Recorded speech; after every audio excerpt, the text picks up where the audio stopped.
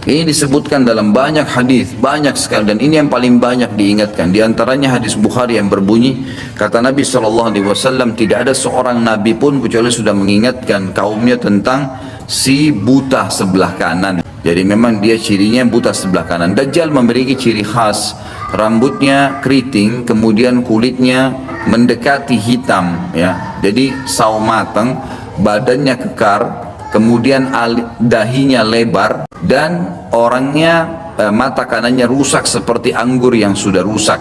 Dan kata Nabi SAW, ingatlah dia akan mengaku sebagai Tuhan, dan ketahuilah Tuhan kalian Allah tidak buta sementara dia buta.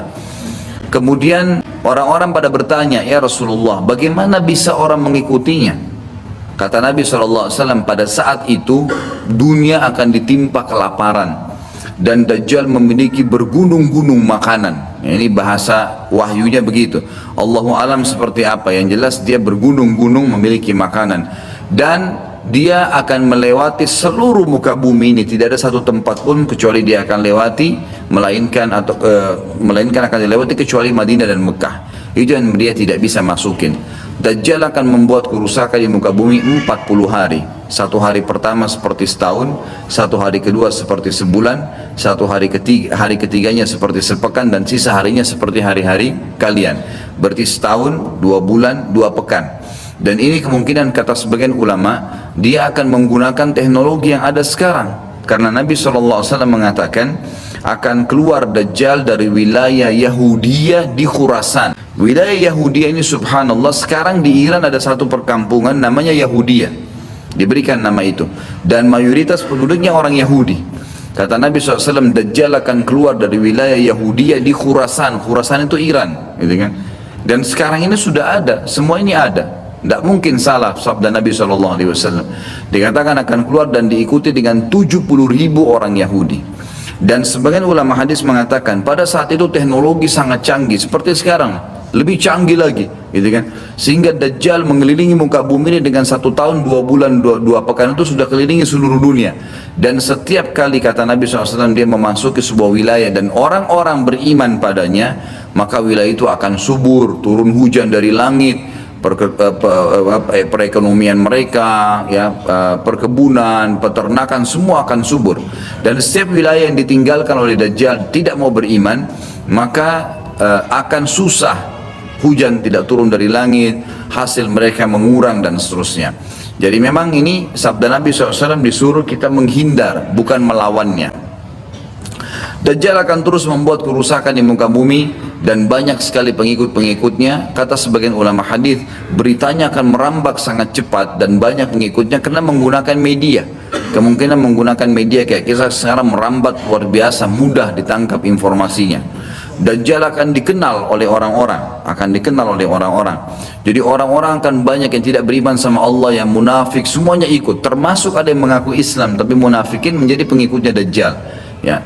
Kemudian Dajjal akan keliling terus di muka bumi sampai dia tiba di Madinah, dan diceritakan kota Madinah, dan dia tidak bisa memasuki kota Madinah karena di setiap pintu gerbangnya ada malaikat yang menghunuskan pedang. Ada 2 malaikat yang menghunuskan pedang dan menghadangnya, maka Dajjal pun tidak bisa masuk. Allahu alam bagaimana ini terjadi, tapi ini sabda Nabi SAW.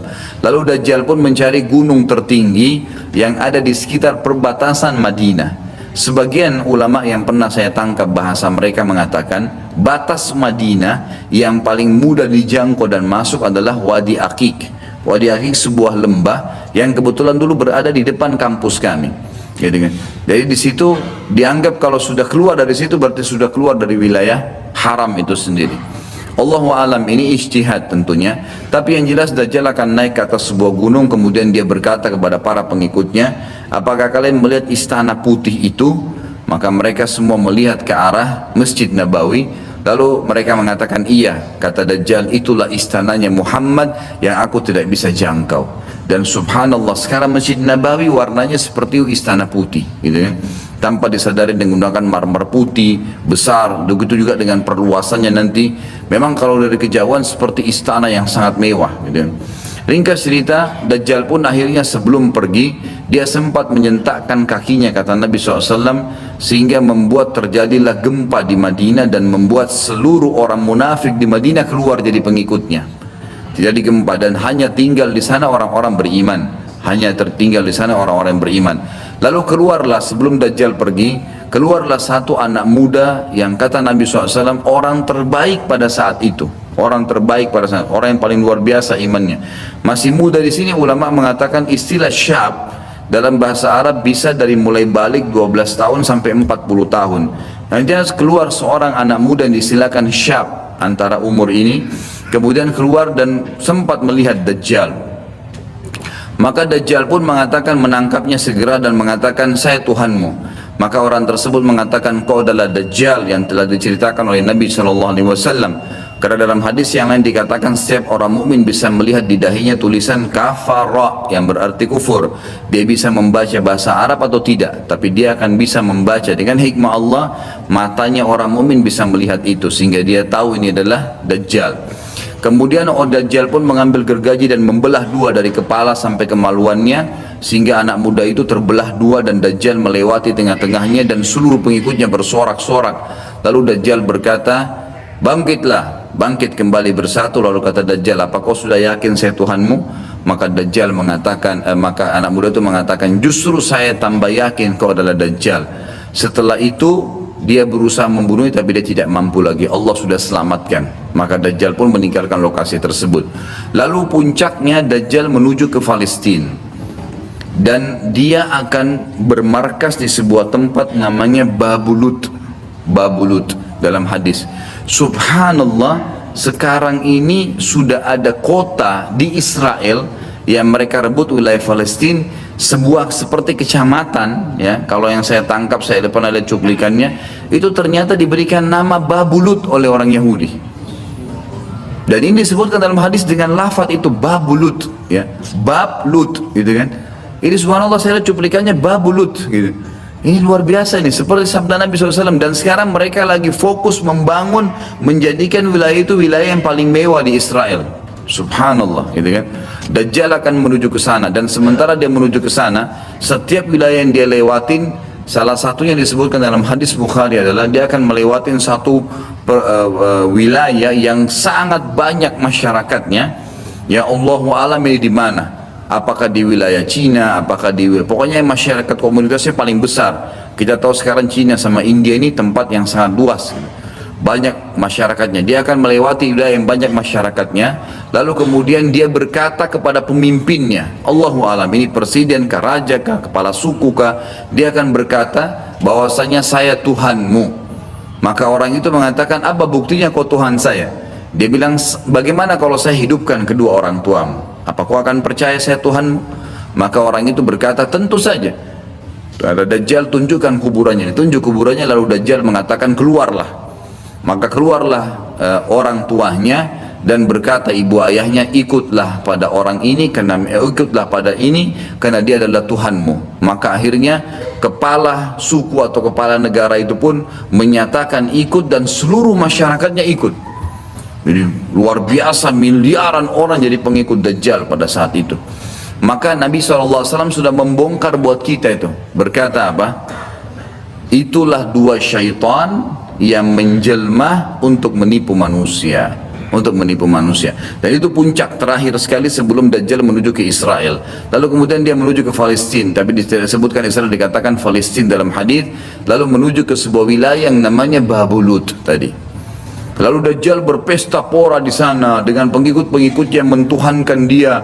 Dia berikan makanan, kaya raya, segala macam dia bisa lakukan, fitnah, gitu kan. Akhirnya keluarlah pada saat sementara dia berjalan ke Babulut dan tiba di Babulut, keluarlah di Madinah Mahdi. Dan Mahdi ini adalah keturunan Nabi SAW. Tadi saya bilang keluar dari Madinah, kemudian Allah memperbaiki dia dalam sehari semalam. Kata sebagian ulama hadis, Allah berikan petunjuk sehingga dia menjadi baik langsung, gitu kan.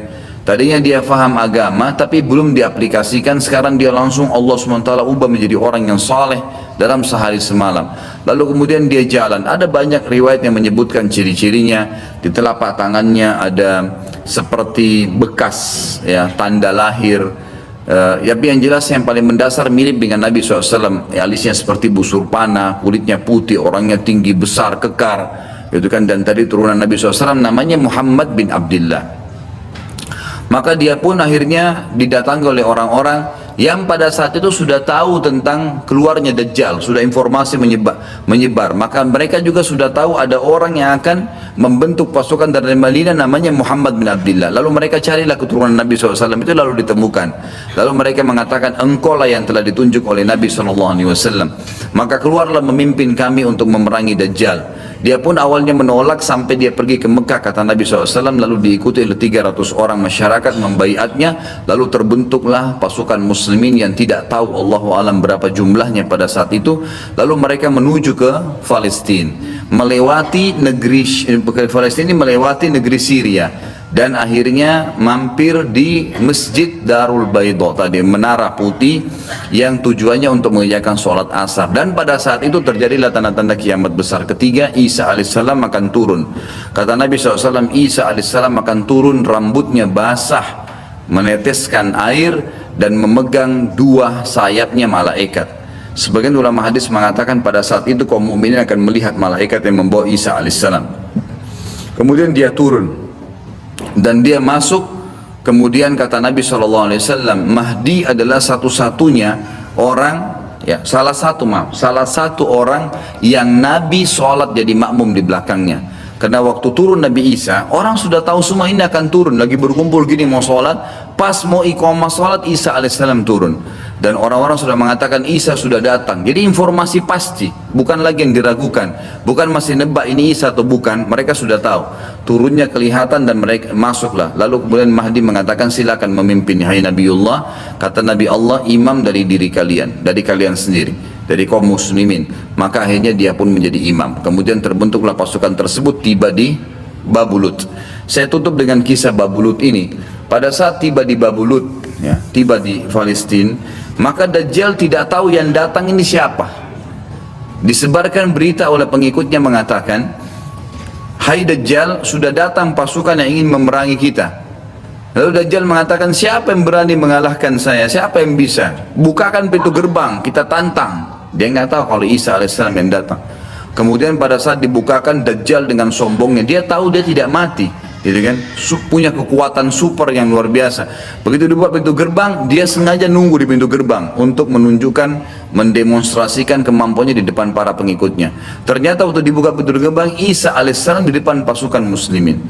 Dan akhirnya begitu melihat Isa, dia coba melarikan diri dan badannya meleleh seperti melelehnya lilin, gitu kan. Jalan terus meleleh sampai akhirnya Isa alaihissalam mengejarnya sambil mengatakan, wahai musuh Allah, sudah saatnya kau mati. Diletakkan di tanah, ditekan oleh Isa alaihissalam, lalu kemudian ditombak di antara dua matanya dengan tombak emas, yang akhirnya membuat Dajjal mati. Pada saat itu pun Yahudi mengetahui masalah itu, sehingga mereka menyebar. Ya, mereka menyebar, dan Isa alaihissalam sudah tahu instruksi dari Allah untuk membunuh semua pengikut Dajjal. Maka semua pun pengikut Dajjal dari Yahudi ini menyebar di bawah pohon, di atas batu, dan semuanya akan berbicara mengatakan, hai muslim, ini Yahudi, bunuhlah dia. Maka semuanya pun dibunuh oleh kaum muslimin kecuali satu pohon, pohon garkat. Pohon garkat ini pohon yang punya duri dan buahnya pahit. Dulu di kuburan Baqi cukup banyak, ya. Sekarang subhanallah di Israel paling banyak ditanam pohon garkat, karena mereka tahu bahwasanya itu tidak akan berbicara untuk menunjukkan siapa mereka. Jadi kebodohan orang Yahudi, tahu kebenaran ini tapi mereka tidak beriman. Makanya wajar Ibnu Abbas berkata dalam nama ghairil maghdubi alaihim, bukan orang yang bermuka adalah Dajjal, adalah orang-orang Yahudi karena kebodohannya. Maka pada saat itu pun dibunuhlah semuanya. Dan termasuk kata ulama hadis sebenarnya yang sembunyi di sekitar pohon garkat. Garkat ini tidak bicara, hai muslim, ini Yahudi. Tapi orang Islam pada saat itu kata ulama hadis mengetahui kalau ini pohon garkat. Mengetahui kalau ini pohon garkat. Jadi memang sudah punya gambaran. Sehingga walaupun sembunyi di pohon garkat tetap akan dibunuh oleh kaum muslimin. Karena orang-orang Yahudi tidak mengikrarkan syahadat. Mereka walaupun sudah tahu kebenaran, mereka memang tidak mau syahadat.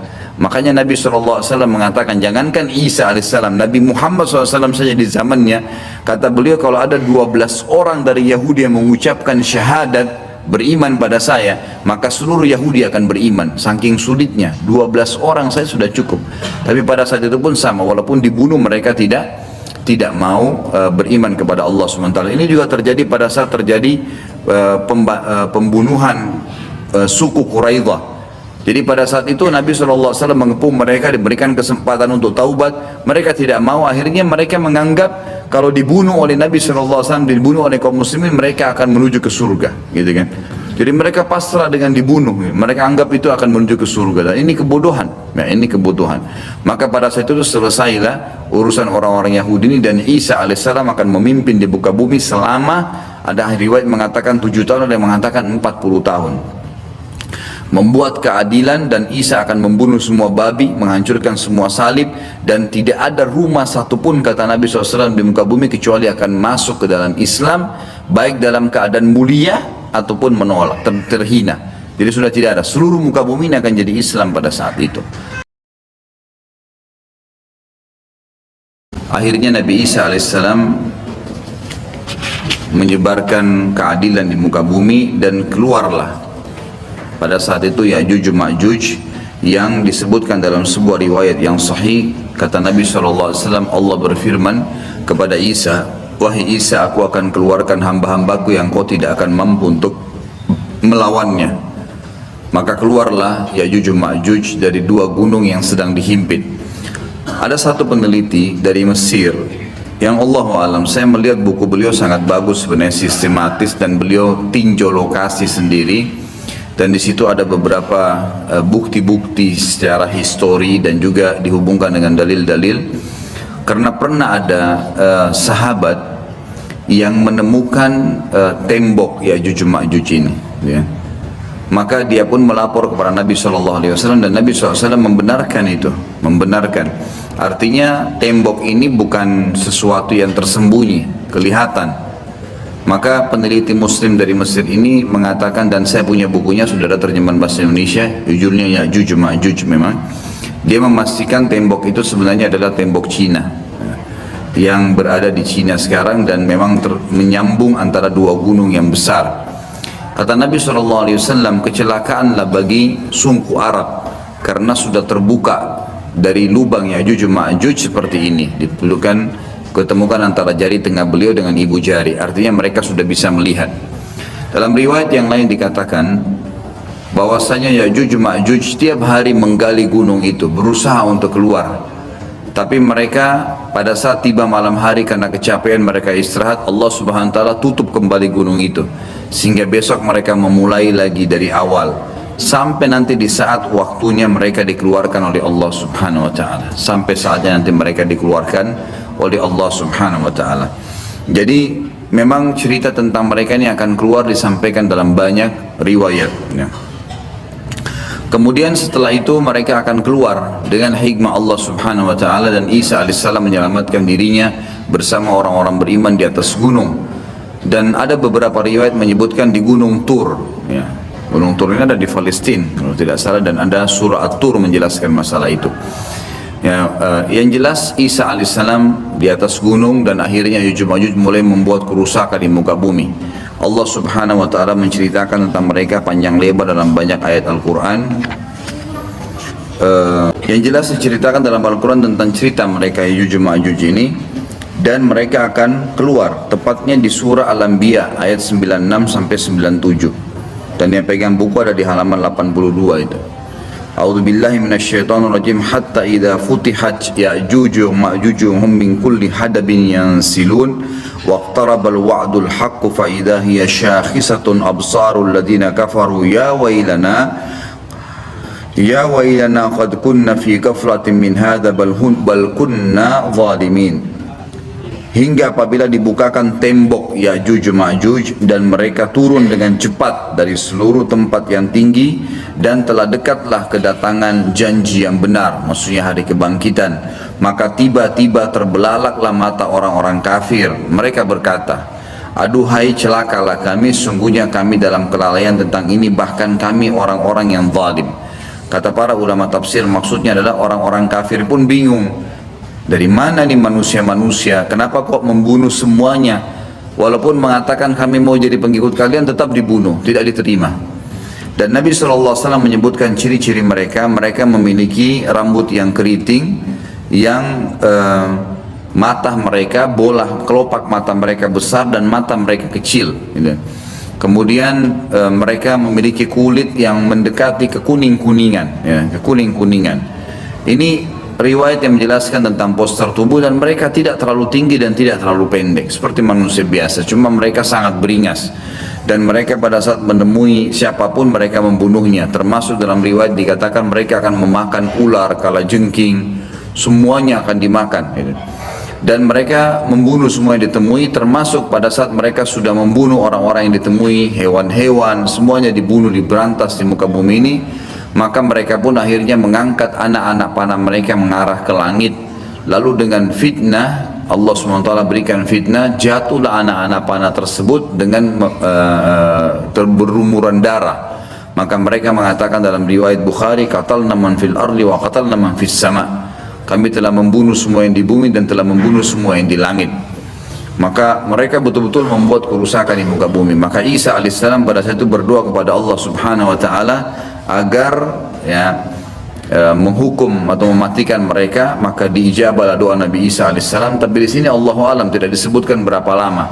Tapi ini kalau dilihat dari mereka menguasai dunia, mereka memenuhi seluruh muka bumi ini dengan penuh, ya, sampai waktu mereka mati nanti seluruh muka bumi ini kata Nabi SAW dipenuhi oleh jasad mereka. Berarti penuh luar biasa, jumlahnya banyak. Ini tidak akan memakan waktu 1 tahun 2 tahun ini, gitu. Ini akan bisa belasan mungkin puluhan tahun, Allahu alam, gitu. Sampai akhirnya mereka sudah tidak ada yang bisa menampung lagi. Maka Isa alaihissalam berdoa kepada Allah Subhanahu wa taala agar Allah mematikan mereka, dan akhirnya Allah Subhanahu wa taala mengeluarkan memberikan kepada mereka hama. Sebagian riwayat menjelaskan seperti serangga kecil yang keluar dari leher mereka, yang akhirnya membuat mereka mati semua serentak dengan satu kali mati. Semuanya tiba-tiba jatuh dan mati, dan jenazah mereka memenuhi muka bumi ini. Lalu Isa alaihissalam mengutus 4 orang dari pasukan terbaiknya Isa alaihissalam untuk turun dari gunung untuk memeriksa. Dan kata Nabi SAW, mereka lah penunggang-penunggang kuda terbaik pada saat itu. Dan kalau kalian ingin, saya akan menceritakan kepada kalian tentang warna kudanya, tentang warna baju mereka. Karena Nabi SAW diperlihatkan tentang 4 orang itu. Kemudian mereka pun keliling dan mereka menemukan ternyata Ya'juj semua sudah mati, dan mereka melapor kepada Isa alaihissalam. Maka Isa pun berdoa kepada Allah agar dihilangkan jenazah itu, dihilangkan mereka. Lalu datanglah burung-burung dari arah barat yang memiliki leher-leher yang panjang seperti unta, lalu mencengkeram mereka, lalu membawa mereka ke arah lautan. Setelah itu Allah Azza wa Jalla menurunkan hujan yang lebat sehingga membersihkan muka bumi ini jadi bersih.